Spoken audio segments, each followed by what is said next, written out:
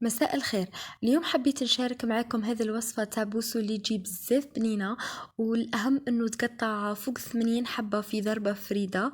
وحاجة المليحة فيه ثاني أنه اليوم راح نبدلو الذوق تاعو، راح نديروه بالفلان افاني اللي راح يعطيه بزاف بنة وطعم مختلف. ديما احنا تعودنا على بوسو نديروه بالنكهة تاع القارص ولا الجلجلانية برك.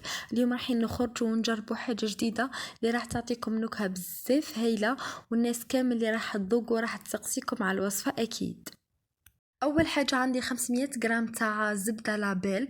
أنا درت 500 جرام كاملة وراح نديروها مع 5 بيضات، يعني كل 100 جرام تقابلوا بيضة واحدة باش ما تتخلط لكمش الحساب بالنسبة للناس اللي راح تقلل الكمية ولا الناس اللي راح تضاعفها للمشاريع ولا اللي تستخدم الجاتو.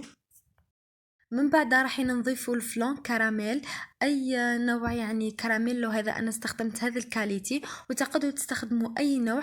اهم حاجه انه تستخدموا الجو تاع لافاني، هو اللي يصلح، ما تقدروش ديروه بجو واحد اخر. من الاحسن انه تستخدموا جو افاني برك. وهذا النوعيه تاع كراميلو هي اللي يعني راح تعطيكم مذاق ولا احسن. ومن بعد راح نضيف كاس ونص سكر جلاسي. واهم حاجه انه المكونات الجافه هذه ديما تغربلوهم لانه راح يعطيوه هشاشه وطراوه للجاتو تاعكم. يعني هنا مقابل 500 جرام تاع زبدة راح نديو كاس ونص. هنا كما راكم تشوفوا زدت النص اللي قعد. وراح نضيف الجلجلانية تاعي وراح ندير قرصة تاع الملح، وتقدروا ديروا ثاني شوي افاني عادي. وراح نحطهم كامل هكذا في البيتخان يتخلطوا مليح. تستخدم الزبدة. واهم حاجة هنا ثاني نهدر عليها انه الفارينة كي ديروها من الاحسن انه ما تستخدموش البيتخا ولا اي حاجة، يعني تخدموا باصابع اليد برك، هي اللي راح تعطيكم النتيجة هذيك المليحة. وهنا بعد ما تخدم السكر مع الزبدة والبيض راح نضيف 2 كيسان نشا كاملين. وديما قلت لكم المواد الجافة هذه لازم يتغربلوا لانه هما اللي راح يلعبوا دور وراح يمدوا هذيك الهشاشة اللي يعني تحطيها الحبة في فمك تذوب.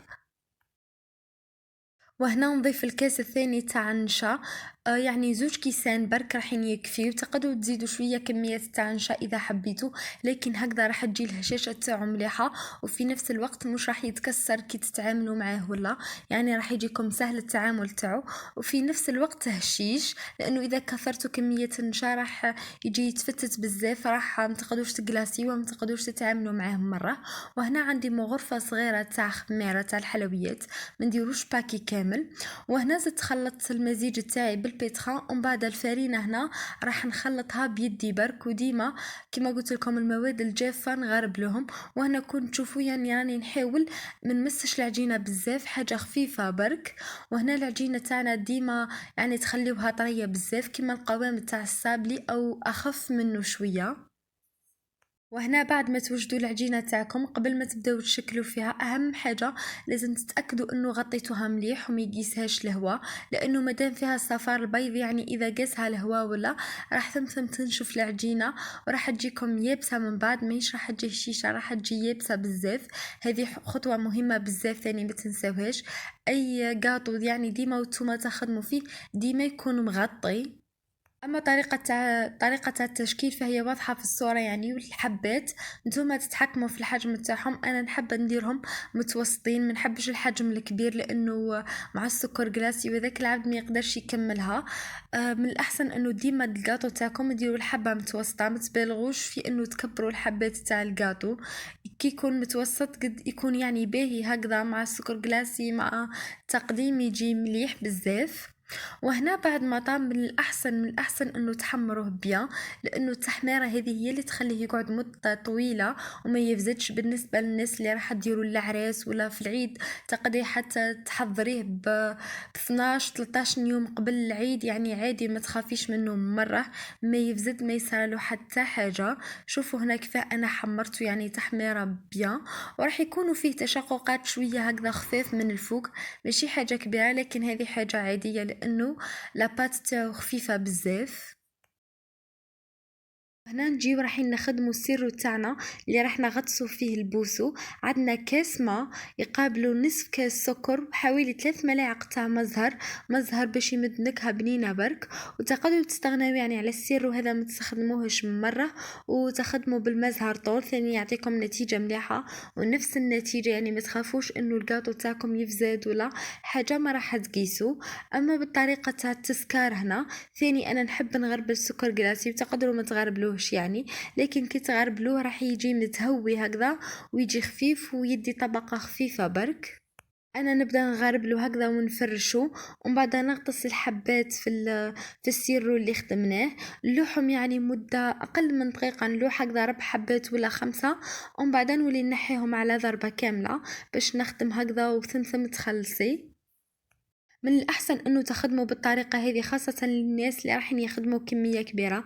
يعني تلوحوهم وبعد تديروا عليهم السيرو هكذا وتنحيهم وتسكروا بضربة فريدة. أنا هنا خدمت معاكم 4 حبات برك، لكن في العادة أنا نخدم بكمية أكثر من هكذا باش ما يحكمليش الوقت. يعني ماكسيموم 20 دقيقة ولا تكوني سكرتي قدام حبة كما الكمية هذه نصف ساعة ولا تكوني كملتيها باش ما يشدلكش الوقت بزاف. هنا كي تعودوا تنحيو فيهم من السيرو حاولوا انه تقطروا الحبه تاعكم مليح باش ما تهزش كميه كبيره تاع سكر، لانه اذا هزت كميه تاع كبيره تاع سكر مع السيرو هذاك يقعد بزاف راح تدير واحده طبقه يابسه هكذا وراح تيبس لكم الجاتو تاعكم. وهنا كي تعودوا تسكروا في الحبات يعني سكروهم شويه برك هكذا، ماشي لازم يكونوا مثاليين لانه راح نحطهم في بلاطو. انا نحب نحطهم في بلاطو كما راكم تشوفوا هكذا الشكل تاعهم ناقص بزاف، لكن هي الطريقه واللي راح تسهل عليكم العمل انه تحطوهم هكذا تفرشوهم ومن بعد تبداو ترشوا فوقهم سكر جلاسي وتخليوهم ليله كامله. راح السكر جلاسي يلزق وتقدروا تنفضوه هكذا تنحيو الزائد منه وما تجيش طبقه تاعو خشينه بزاف كما اللي نشريوه ساعات من المحلات. تلقاي الطبقه تاع السكر كبيره بزاف وخشينه هكذا فوق حبه البوسو وتجي تقهم الحبه تاعو، لكن بالطريقه هذه راح يدي كميه تاع سكر اقل وفي نفس الوقت راح يجي متوازن برك ماهوش تجي يعني كميه السكر تاعو عاليه بزاف. كما راكم تشوفوا يعني النتيجة تاعو تجي مبهرة، خاصة انه الوصفة سهلة بزاف وما فيهاش مكونات يتكلفوا. تقدروا ديروه يعني للمناسبات للأفراح. وفي الأخير نقولكم إذا عجبتكم الوصفة نتمنى تشتركوا في القناة وتفعلوا الجرس باش نشارك معاكم وصفات أكثر وأكثر.